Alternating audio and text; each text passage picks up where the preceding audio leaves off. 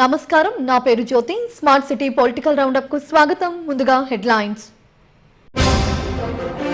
స్థానిక ఎన్నికల నిర్వహణపై రాజకీయ పక్షాల అభిప్రాయాలను తీసుకున్న ఎన్నికల సంఘం. గతంలో జరిగిన ఏకగ్రీవాలు రద్దు చేసి కొత్త నోటిఫికేషన్ జారీ చేయాలన్న అఖిల పక్షాలు. విశ్వశాంతిని కాంక్షిస్తూ దక్షిణ ఎమ్మెల్యే వాసుపల్లి ఆధ్వర్యంలో చండీ యాగం. కరోనా నుండి విముక్తి, సీఎం జగన్ పాలన నిరాటంకంగా జరగాలని ఆకాంక్ష. గోపాలపట్నం 30 పడకల ఆసుపత్రికి నాబార్డ్ నిధులు విడుదల. రిఫరల్ ఆసుపత్రిగా తీర్చిదిద్దేందుకు కృషి చేస్తానన్న ఎమ్మెల్యే గణబాబు.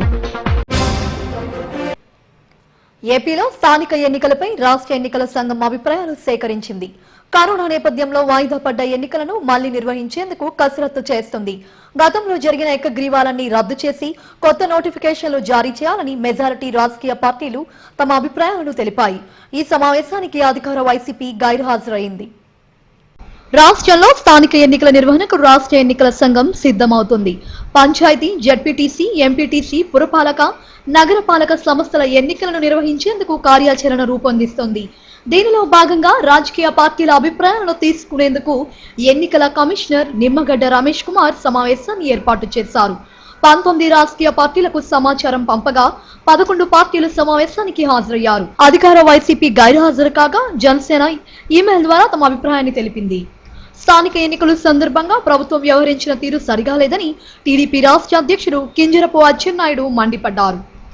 ఎన్నికల నిర్వహణపై ఈసీ సమావేశం నిర్వహిస్తే అధికార పార్టీ హాజరు కాకపోవడం ప్రజాస్వామ్యాన్ని అపహాస్యం చేయడమేనని అన్నారు. రాష్ట్ర ఎన్నికల సంఘానికి భద్రత లేకుండా పోయిందని విమర్శించారు. ఏకగ్రీవాలన్నీ రద్దు చేసి మళ్లీ నోటిఫికేషన్ ఇవ్వాలని కోరామని చెప్పారు. రాష్ట్ర ప్రభుత్వానికి సంబంధం లేకుండా కేంద్ర బలగాల రక్షణలో ఎన్నికలు జరపాలని డిమాండ్ చేశారు. తాజా నోటిఫికేషన్ జారీ చేసి ఎన్నికలు నిర్వహించాలని సిపిఐ రాష్ట్ర కార్యదర్శి రామకృష్ణ అన్నారు. ఎన్నికల కమిషన్ వారు ఈరోజు రాజకీయ పక్షాలతో ఒక సమావేశాన్ని ఏర్పాటు చేశారు. రాష్ట్ర ఎన్నికల కమిషన్ గారు కనీసం మాట కూడా మాట్లాడడానికి వీలు లేదనే పద్ధతిలో ఈ ప్రభుత్వం వ్యవహరించినటువంటి తీరు అర్ధరాత్రి ఏదో ప్రపంచం బద్దలైపోయినట్టుగా, ఏదో ప్రజానీకానికి నష్టం జరిగిపోతున్నట్టుగా అర్ధరాత్రి కోర్టులో సమావేశం జరగకుండా హౌస్ మోషన్ ఈ ప్రభుత్వం మూవ్ చేయడం అంటే ప్రజాస్వామ్యాన్ని అపహాస్యం చేయడం, ప్రజాస్వామ్యాన్ని నిలువున నరికివేయడం అనేది నేను భావిస్తూ ఈ విధానాన్ని, ఈ ప్రభుత్వం ఈ కార్యక్రమాన్ని తీసుకున్న దానికి నేను పూర్తిగా తీవ్రంగా ఖండిస్తున్నానని చెప్పి ఈ ప్రకటన రావాల్సిందే.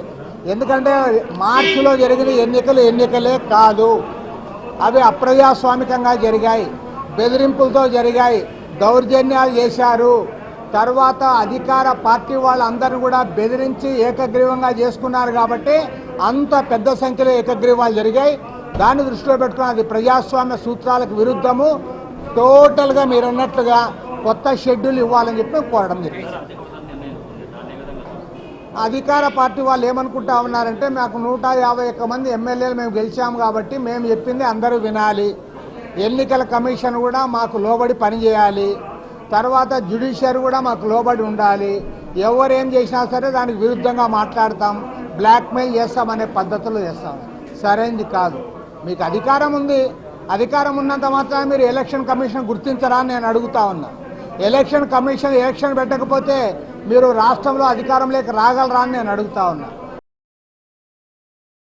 స్థానిక ఎన్నికలపై రాజకీయ పార్టీలతో ఈసీ సమావేశం నిర్వహించే ముందు సుప్రీంకోర్టు తీర్పును చదువుకుని ఉంటే బాగుండేదని వైకాపా భావిస్తోంది.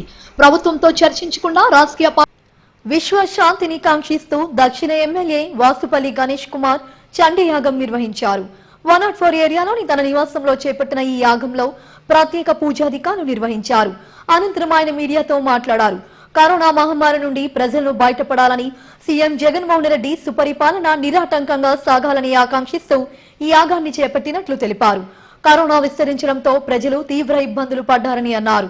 ప్రపంచవ్యాప్తంగా ఎన్నో వ్యవస్థలు కుదేలయ్యాయని చెప్పారు. వాటన్నిటి నుండి విముక్తి కలిగించేందుకు వైకాపా పాలన ప్రజలకు మేలు చేసే విధంగా ముందుకు సాగాలని ప్రత్యేకంగా ఈ యాగాన్ని జరిపించామన్నారు.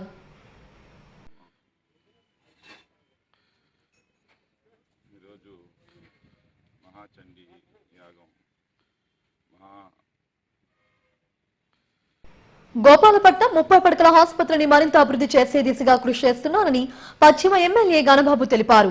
అదనపు భవనాల నిర్మాణానికి నాబార్డ్ నిధులు మంజూరైన నేపథ్యంలో ఆసుపత్రిని పరిశీలించారు. ఆసుపత్రి అభివృద్ధిపై ప్రత్యేక దృష్టి పెట్టామని చెప్పారు. తమ కృషి ఫలితంగానే వైద్య విధాన పరిషత్తులో చేర్చగలిగామని పేర్కొన్నారు. నాబార్డ్ మంజూరు చేసిన సుమారు 5 కోట్ల నిధులతో అదనపు భవనాలు సమకూరుతాయని చెప్పారు. సిబ్బంది కొరతను అధిగమించాల్సి ఉందని, రిఫరల్ ఆసుపత్రిగా తీర్చిదిద్దాలన్నదే తన ఆకాంక్ష అని గణబాబు అన్నారు.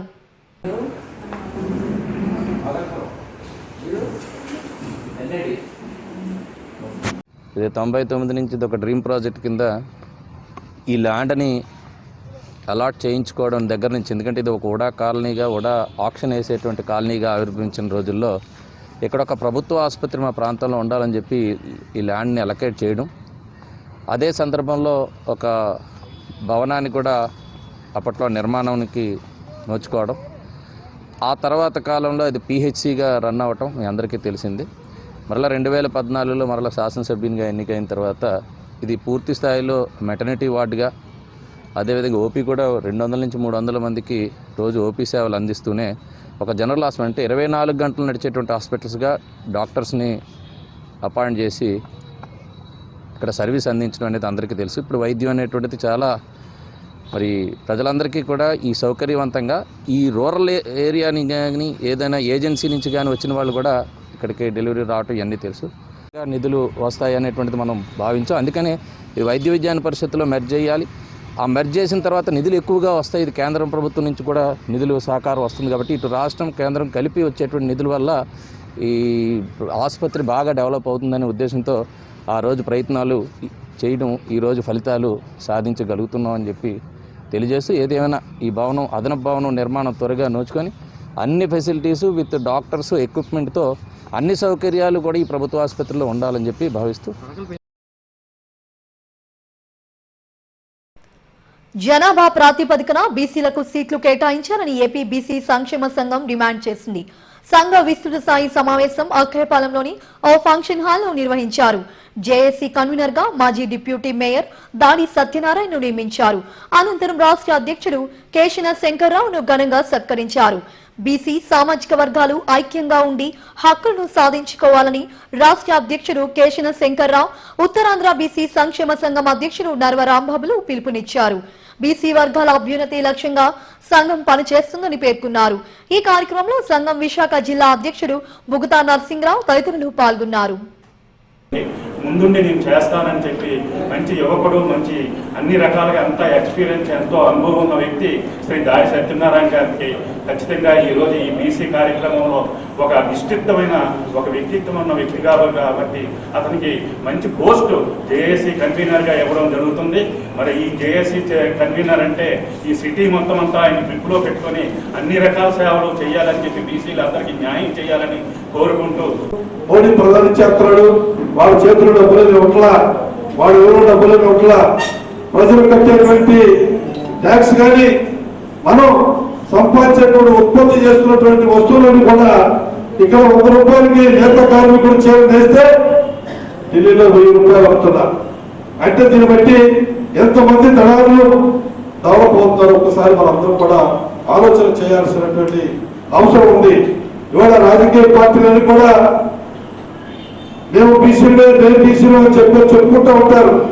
ఓట్లు వేయించుకుంటారు 5 సంవత్సరాల దాకా. మళ్ళా ఈ బీసీల గురించి పట్టించుకున్నటువంటి రాజకీయ పార్టీలు చాలా తక్కువ. ఎందుకంటే అందుకే మేము కూడా ఒక నిర్ణయం చేశాం. ఇప్పటికే 70 సంవత్సరాలు అవుతుంది స్వాతంత్రం వచ్చి. బీసీలు అనేవాడు అణగదొక్కబడ్డారే తప్ప వాళ్ళకి ఎక్కడని కోరిక ఉన్నా కూడా ఎక్కడించేటువంటి స్థితిలో అగ్రవర్ణాల పార్టీలు ఎవరు కూడా ముందుకి రాలేకపోవడం అనేది చాలా దురదృష్టకరమైన సంఘటన. అందుకే బీసీల సమస్యలు పరిష్కరించకుండా అగ్రవర్ణ పార్టీలు అందరూ కూడా మన ఒక ఓట్ బ్యాంక్ అనే వాడుకుంటా ఉన్నారు. దీన్ని మనందరూ కూడా గమనించాలి. దయచేసి మనం ఎదురులో ఒక ఓటు వేసాం, ఒక 500,000 రూపాయలు తీసుకుని అయిపోయింది అని చెప్పారు. కానీ ఆ 5 సంవత్సరాలు మన ఓటుతో పెట్టుబడి పెట్టి కోటాను కోట్లు సంపాదించుకున్నటువంటి రాజకీయ నాయకులు ఉన్నారు, రాజకీయ పార్టీలు ఉన్నారు.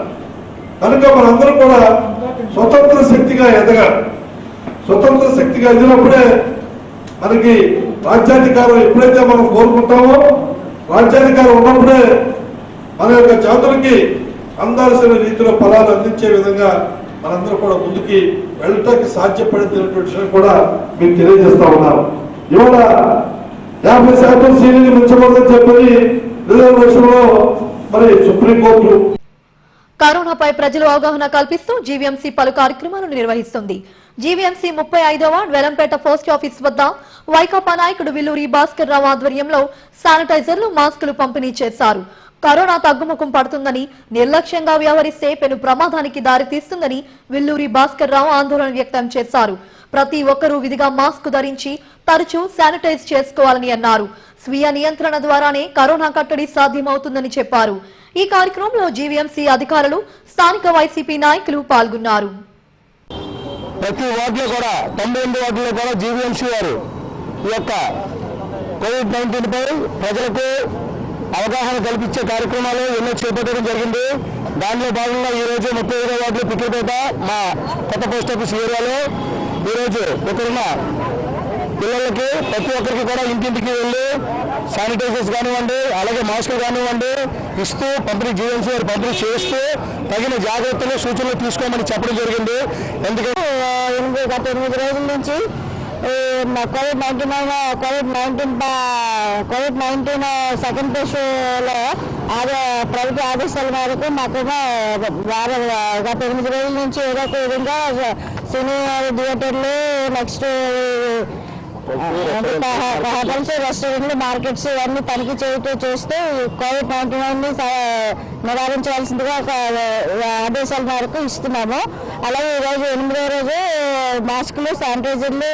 కోవిడ్-19 రెండో దశ పూర్తి నిర్మూలనకై ప్రభుత్వము ఆదేశాల ప్రకారము, జీవో ప్రకారము 10 రోజులుగా 10 రోజులు చేయాలని చెప్పేసి గైడ్ లైన్స్ ఇచ్చింది. ఆ గైడ్ లైన్స్లో భాగంగా ఈరోజు మాస్కుల పంపిణీ, శానిటైజర్ల పంపిణీ కార్యక్రమం జరుగుతుంది. ఇప్పుడు ఇక్కడ బులెటిన్ ముగించే ముందు హెడ్లైన్స్ మరోసారి. స్థానిక ఎన్నికల నిర్వహణపై రాజకీయ పక్షాల అభిప్రాయాలను తీసుకున్న ఎన్నికల సంఘం. గతంలో జరిగిన ఏకగ్రీవాలు రద్దు చేసి కొత్త నోటిఫికేషన్ జారీ చేయాలన్న అఖిల పక్షాలు. విశ్వశాంతిని కాంక్షిస్తూ దక్షిణ ఎమ్మెల్యే వాసుపల్లి ఆధ్వర్యంలో చండీయాగం. కరోనా నుండి విముక్తి, సీఎం జగన్ పాలన నిరాటంకంగా జరగాలని ఆకాంక్ష. గోపాలపట్నం 30 పడకల ఆసుపత్రికి నాబార్డ్ నిధులు విడుదల. రిఫరల్ ఆసుపత్రిగా తీర్చిదిద్దేందుకు కృషి చేస్తానన్న ఎమ్మెల్యే గణబాబు. ఇవి స్మార్ట్ సిటీ పొలిటికల్ రౌండప్ విశేషాలు. మరిన్ని వార్తా విశేషాల కోసం చూస్తూనే ఉండండి SGV న్యూస్.